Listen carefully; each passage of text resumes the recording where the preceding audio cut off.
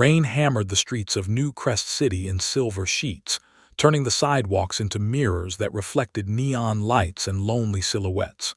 Inside a cramped, leaking apartment at the far end of Dawson Street, a young woman stood near a wobbly table, staring at the last thing she owned that had any real value. A pendant shaped like a teardrop, hung on a thin chain. The crystal inside was small, faded, and cracked at the corner. Nothing a thief would snatch, nothing a collector would notice, but everything to her. Lena Hart closed her fingers around the necklace, swallowing the lump in her throat. Her mother had given it to her on her 7th birthday, telling her it once belonged to Lena's grandmother, the only family heirloom they had left. Her mother had passed away 2 winters ago, pneumonia taking her quickly because they could not afford proper treatment. Since then, Lena had been alone, working shifts at a bakery that closed without warning, leaving her unemployed, behind on rent, and 1 meal away from collapsing. Her stomach ached. She hadn't eaten since morning. Her landlord had knocked twice today, telling her she had until Friday to come up with rent or leave. It was Thursday night. She touched the necklace again. Selling it felt like betraying her mother, but hunger and eviction didn't care about memories. "I'm sorry, Mom," she whispered. She put on her thin coat, grabbed the necklace, and stepped out into the cold. She walked toward the night market, a place where everything was bought cheap and sold cheaper. Most stalls sold fake jewelry, faded clothes, and leftover food. She hoped someone there would buy the necklace, even for a little. At the heart of the market, she approached an old jeweler who sat behind a dusty glass case. The man looked up, frowning at her soaked clothes and pale face. "What do you want?" Lena placed the necklace on the counter. He picked it up, squinted, then scoffed. "It's cracked, old, this isn't worth much." "It's real crystal," she whispered, "and the chain." "Chain is cheap metal. Look at the rust near the clasp." Her heart sank. I just need enough for food, please." The man sighed loudly as if doing her a favor was a burden. "I'll give you $5. $5, not enough for rent, not enough for anything except maybe a meal." But she nodded. She couldn't faint today. She needed to live long enough to find work. He shoved the money at her. She took it, wiping the tears forming in her eyes, and walked away without looking back. At a nearby food stall, she ordered a small bowl of rice and lentils and sat near the edge of the market under a broken streetlight. Her hands shook as she ate slowly, savoring each bite. For a moment, it felt like warmth was returning to her. That was when the world shifted. A black car, a sleek luxury sedan unlike anything seen in this part of town, pulled up to the far end of the market. People immediately turned their heads. Cars like that didn't stop here. A tall, broad-shouldered man stepped out, wearing a dark coat and carrying an umbrella. His hair was slightly tousled, his jaw sharp, his expression calm but tired, the kind of tired that came from carrying the weight of too many responsibilities. His clothes screamed wealth, authority, and quiet power. But the most striking thing was the way he walked, not arrogant, not entitled, but observant, as though he noticed things others overlooked. Damian Hale, billionaire CEO of Hale Enterprises, one of the most powerful men in the city, wasn't supposed to be here. Not for business, not for pleasure. He had simply told his driver to stop after noticing the crowded market on his way to a late meeting. Something about the place reminded him of childhood memories he rarely allowed himself to revisit. As he walked past the small stalls, he glanced at the food vendors, the old toy sellers, the beggars, the children running barefoot in puddles. His chest tightened. That was when he saw her. A thin young woman sitting alone under a flickering streetlight, quietly eating like it was the first thing she'd had all day.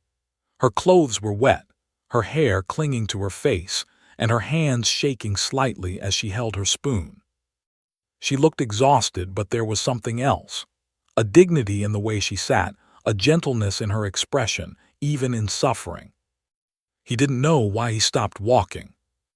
Something about her pulled him in with invisible force, the way some people could stop a storm simply by existing.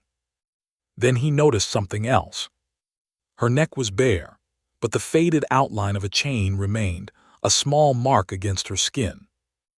Damien had spent years around luxury, wealth, gemstones, and collectors who bought pieces with stories.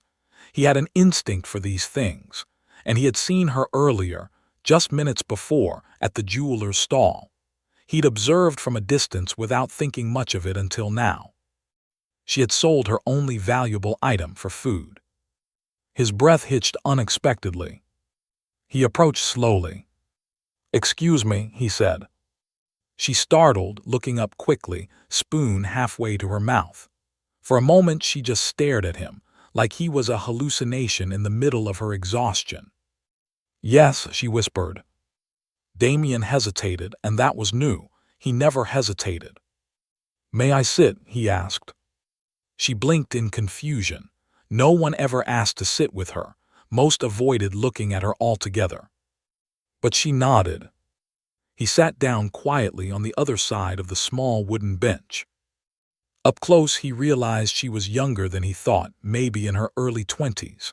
Her eyes were soft but weary, cheeks slightly hollow from hunger. Her clothes were clean but worn, carefully maintained, like she wanted to hide how difficult life had become. "You seem tired," he said gently. She gave a small smile, but it didn't reach her eyes. "It's been a long week."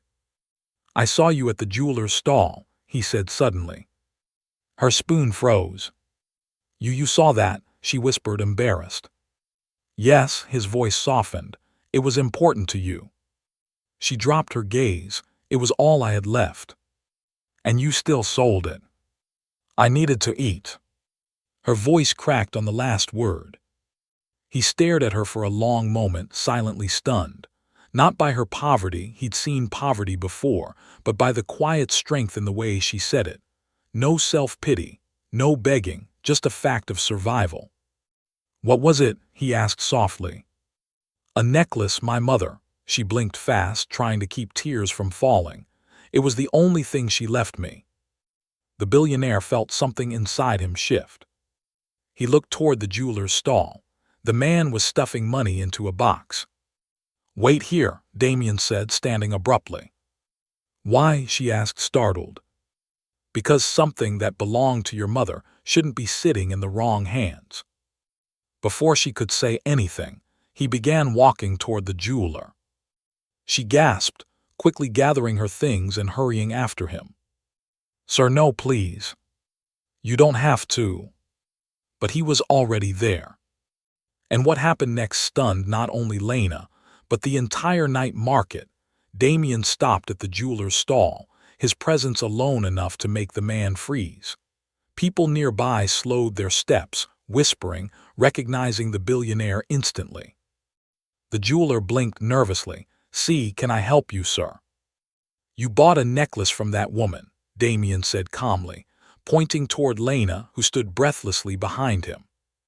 The jeweler glanced between them, sweating. Yes, a cheap thing. I already resold it." "To whom?" A supplier," he stuttered.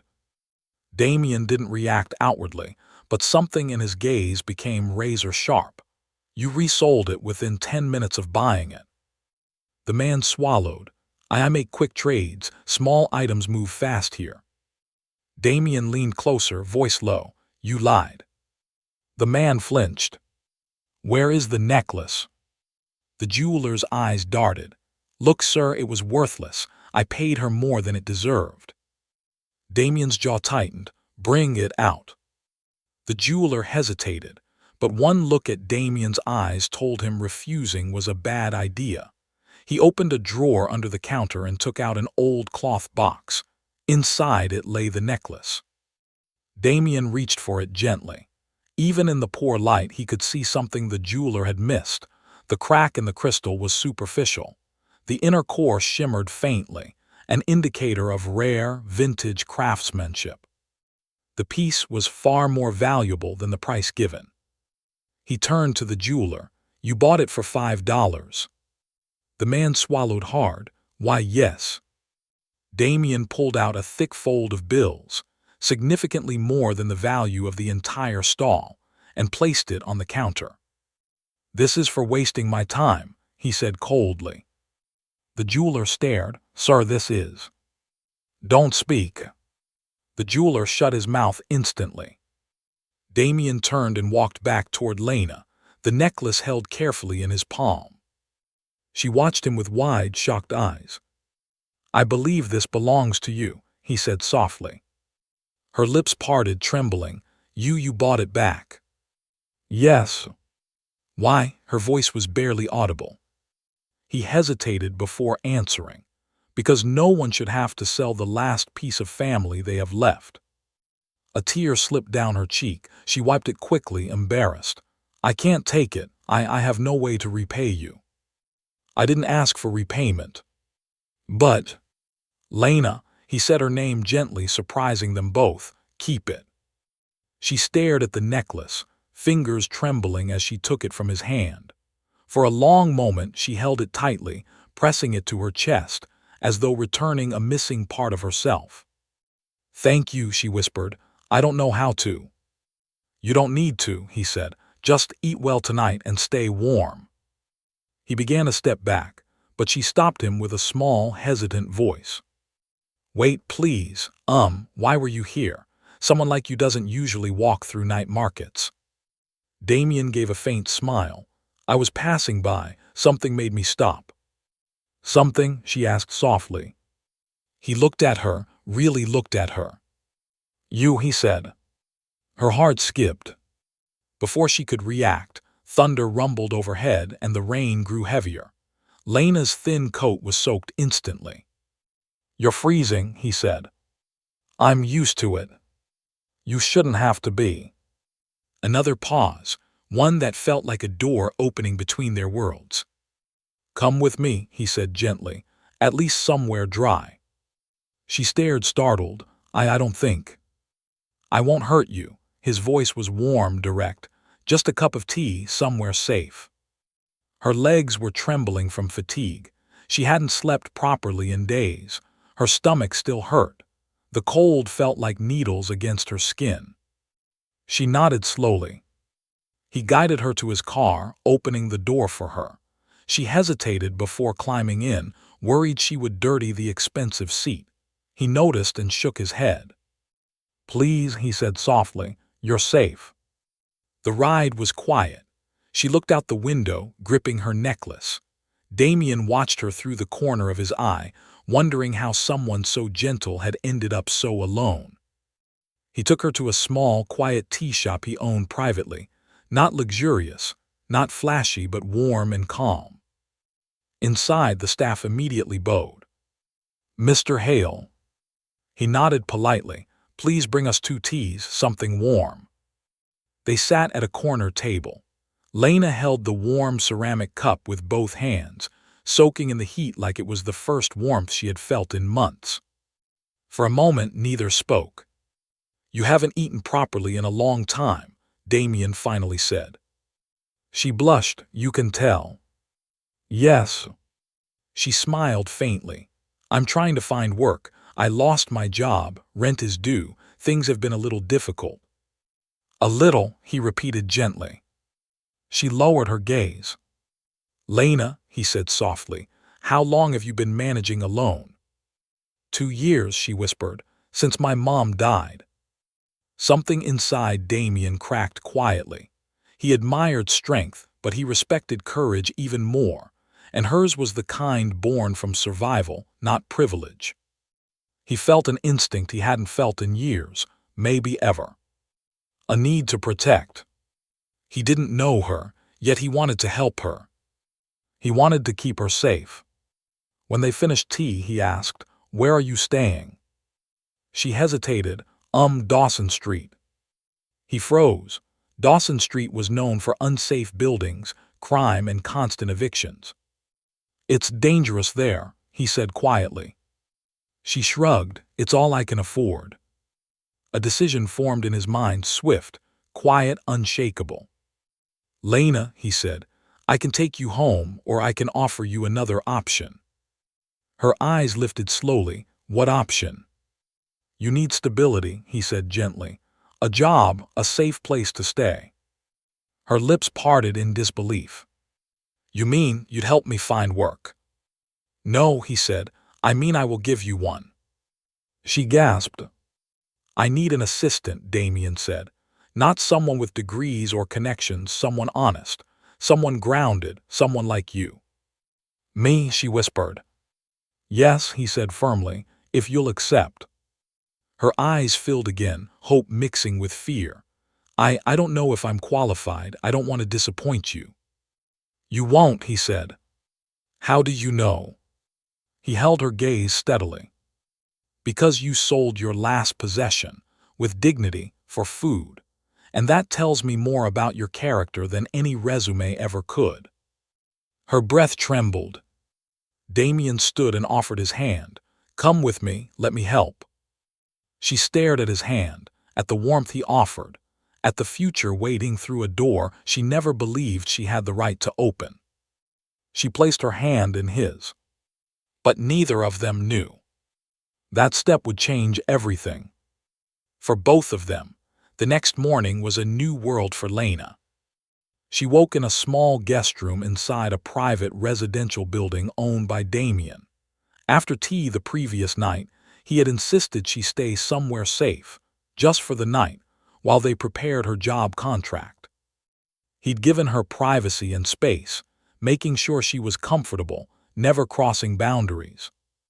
There were clean clothes folded on a chair, a warm breakfast waiting near the door, a note in elegant handwriting. Please take your time. I'll meet you at the office at 10 a.m., Damien. She pressed the note to her chest, overwhelmed. She wasn't used to kindness, especially kindness without strings attached. At 10 sharp, she stood outside Hale Enterprises' towering headquarters. The building was glass and steel, touching the sky. She felt small walking through the enormous lobby, but the receptionist greeted her warmly. Miss Hart, Mr. Hale is expecting you. She was led to the top floor. Damien was waiting in his office, looking breathtakingly composed, dark suit, sleeves slightly rolled up, eyes warm when he saw her. You made it, he said. I still can't believe any of this is real. It is, he assured softly, and it's only the beginning.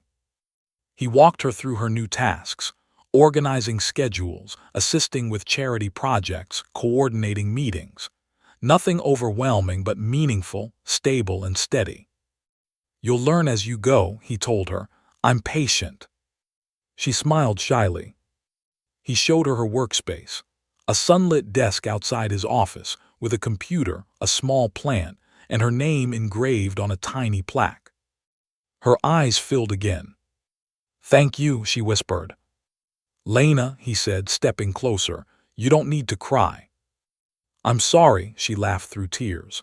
I just can't believe my life changed in one night. He looked at her for a long moment, longer than a boss should, but he didn't look away. Sometimes, he said softly, one night is all it takes. As days turned into weeks, Lena settled into her role. She was efficient, thoughtful, meticulous. She made his days smoother, his meetings organized, his workload lighter. But more than that, she made his world warmer. Damien found himself lingering near her desk, asking her how she slept, what she ate, if she needed anything. He noticed how she tied her hair when she focused, how she bit her lip when reading contracts, how her eyes brightened when she laughed at his rare jokes. Employees whispered about them, but he didn't care. One evening, after a long meeting, Lena brought Damien a cup of honey tea, a flavor his mother used to make when he was a boy. He blinked in surprise. How did you know this is my favorite? You mentioned it once, she said softly. Once. Weeks ago. His chest tightened. She remembered him, listened to him, cared about him in ways few people ever had. When she turned to leave, Damien's voice stopped her. Lena. She looked back. I'm glad you stayed, he said quietly. She smiled, one that reached her eyes.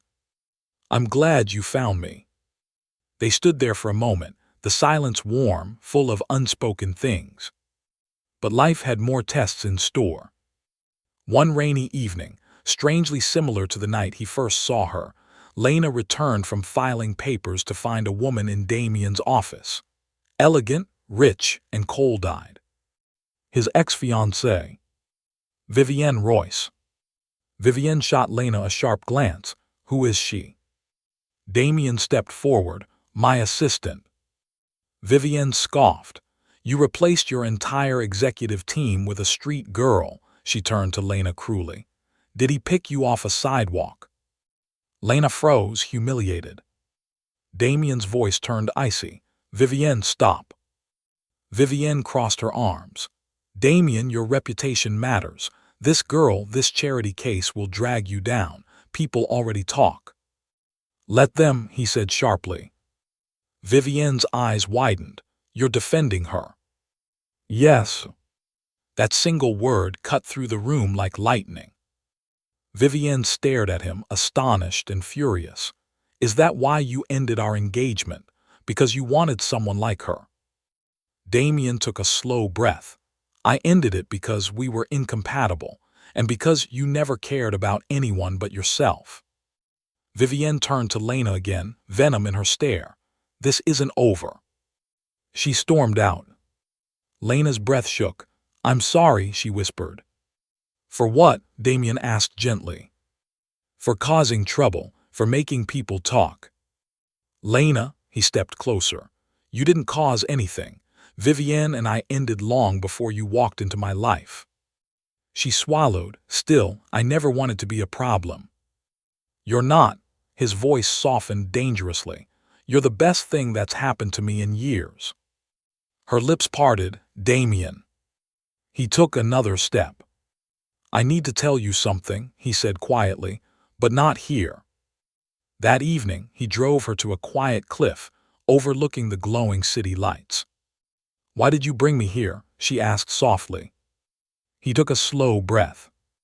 Because this is where I make decisions, he said, important ones. He turned to her fully. Lena, the night I met you, something changed in me, something I didn't expect. You showed me strength, humility, kindness, things money can't buy. Her heart raced.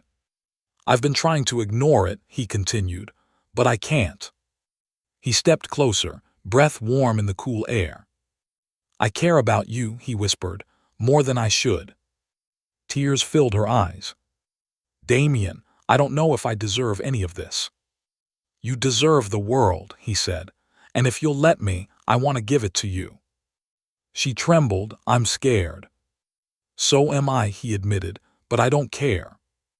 He lifted a hand slowly, giving her time to pull away. She didn't. His fingers brushed her cheek. You're safe with me, he whispered. Her tears fell. She leaned into his touch. And when his lips finally met hers, soft, gentle, full of everything he'd held back, it felt like all the broken pieces of her life aligned into something whole. Something new. Something beautiful. When they pulled apart, he rested his forehead against hers. Lena. Yes. I didn't just buy back your necklace, he whispered. I brought it to a specialist. It's not cracked. Her breath stilled. What? The surface was scratched. The core is perfect. It's a rare vintage stone worth thousands. She gasped. Damien smiled softly. Your mother didn't leave you something small. She left you something priceless. Lena's tears flowed freely. And now, he continued, you'll never have to sell anything to survive again. Why, she whispered, why are you doing all this for me? His answer was simple. Because the night you sold your only treasure for food, he said, brushing her hair back gently, I saw something extraordinary. What did you see? You, he whispered. And he kissed her again, under the rain, under the city lights, under the promise of a future she never thought she deserved. This time, she kissed him back without fear. Because for the first time in years, she wasn't alone. She was loved. And she was finally home.